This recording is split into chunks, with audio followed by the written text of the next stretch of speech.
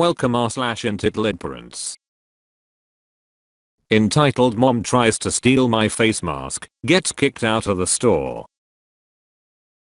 So this happened yesterday, and I'm still kinda pissed about it. The stupidity of some of the people I come across at work could give anyone a migraine. Yesterday, I added yet another person to my list of idiot customers that I've seen at work. A bit of background information: I'm a cashier/stoker at a local grocery store in my town.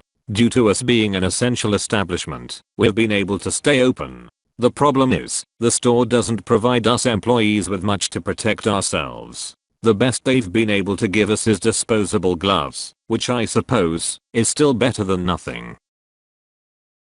Still, I live with my 60-year-old mom and I don't want to bring home anything from work that might put her at risk. I voiced these concerns to a friend of mine who makes masks and she happily made one for me. I've been wearing it to every one of my shifts and I've received many comments from people asking me where I got it. Once I explained to them that a friend made it for me, they usually drop the subject. Until yesterday, that is. Here's the cast: me equals me, M equals entitled mom, M equals manager. So there I was, standing in my lane, and watching the clock slowly tick by. I had already had some particularly infuriating customers before M showed up, so I was more than ready for my shift to be over. I see M approaching from a distance and suspect nothing of her, for she doesn't hold the trademark appearance of your typically Karen. Oh, how naive I was. M pushes her cart through my lane, and I plaster a forced smile on my face and switch into customer service mode. We make small polite conversation, and she seems nice enough. But then, she asked me the fateful question that started this whole debacle.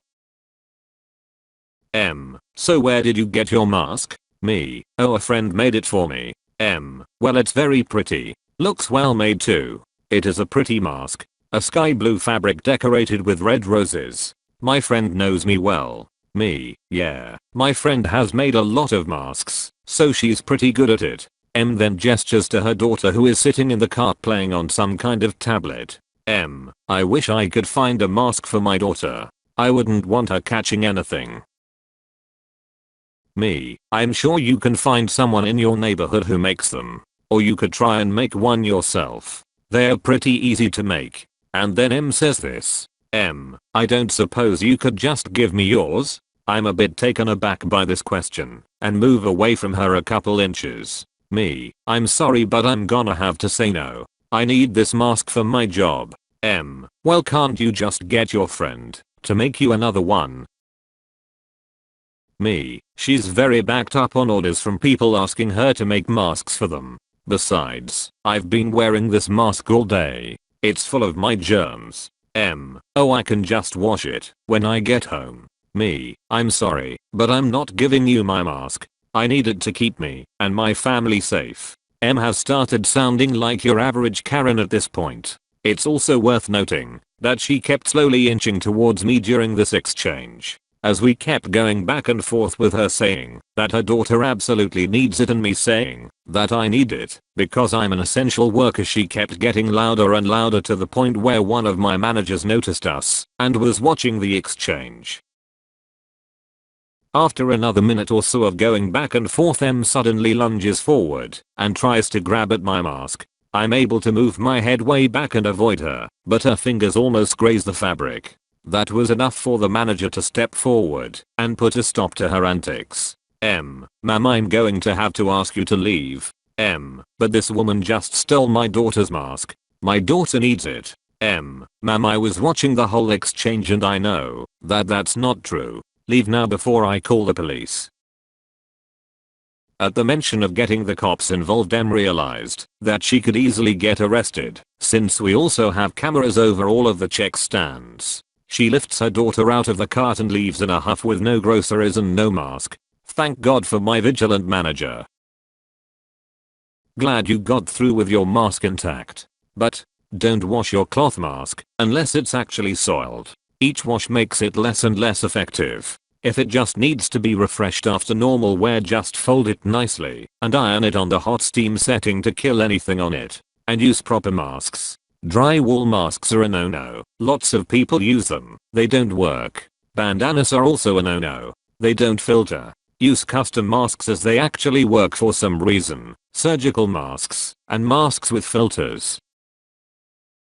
Definitely not her first time doing that, and I would hate to think that it's worked before. A girl tried to offer my mom the mask that she had on her face. BC, there's a hair store that won't let anyone enter without and charge $1.99 for it. I don't think she meant any harm, but that defeats the purpose of them. Not exactly related, but grinds my gears. Some people forget in the stores not to touch, and BC, I wear colored hair and such. They touch my arm. My hair doesn't make me a petting zoo. Trying to steal mask. Huff, my cousin got her car broken into last week. They didn't steal her phone or her purse. What did they steal? The box of gloves and the can of Lysol. Gloves and Lysol. Ugh, BTW. She lives in a college town suburban area, so she figured her car would be safe in her own neighborhood, in her own driveway, like it's been for the last 15 years. Homemade masks aren't going to stop you from getting sick, but they might prevent you from getting other people sick. Most people with coronavirus don't know they have it. Having a barrier, whatever the material, even cloth, is still better than having none. Just imagine someone flicking water at you. Depending on how much water some may get through, but a mask may stop a light mist or lessen the impact vs no barrier at all. I know the virus isn't the same, but I hate when people busk those wearing masks like they are stupid, and no matter what will catch it if they don't stay home 24/7. Would have been taken out long before she got in the doors where I live, but I'm in NJ. The north half of the state is the New York City suburbs, the South Philadelphia's, with most of the rest of the state caught in the very dense middle. Most of the state is urban or suburban, so we watch our faces. In my state, we thought it was bad when we passed 9/11 deaths a few weeks ago. We are about to pass Vietnam. Everyone needs to wear masks in stores these days. Some don't, but there is a lot of social pressure. NJ was a weird state even before this, but this has even made some of the conservatives for NJ almost liberal. The supermarket I go to in my area is very anal. That's a good thing these days, and provides masks and gloves to their employees. It sucks having to wait to get in, but once in the store is delightfully uncrowned. I feel bad for the employees outside manning the entrance lines. It's been very chilly in the northeast US the last 2 weeks. Maskless would have taken out before she even turned the corner to pass Marshalls.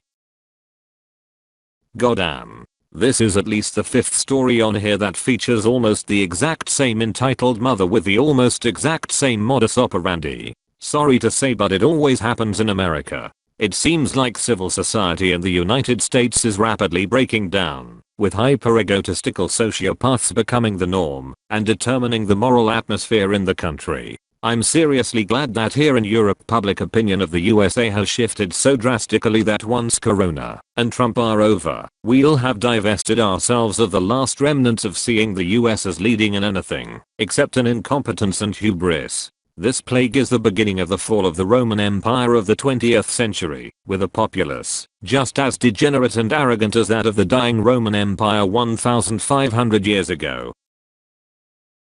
She lifted her child out of the cart. So, young, toddler, maybe, a bit older, I can't imagine over age 6. A mask to fit a young adult isn't going to properly fit a child. I have masks for husband and I, as well as one for our 2.5-year-old. We try to not bring her out in public, but if it's necessary, we want one for her. Hers is like 1/3 the size of ours, which are pretty standard adult sizes masks. Even if she did somehow get your mask up, it likely wouldn't properly fit the kid. On top of the very high risk that the outside of your mask is very germ-ridden, so she's putting her daughter's life at risk making a grab for it. A mask would only protect them if both mom and daughter wore one. There is ample evidence that wearing a mask at home will not protect family members, so even if she forces her daughter to wear that mask 24/7, she's still a source of infection to her daughter. But asking a Karen to have rational thought is irrational.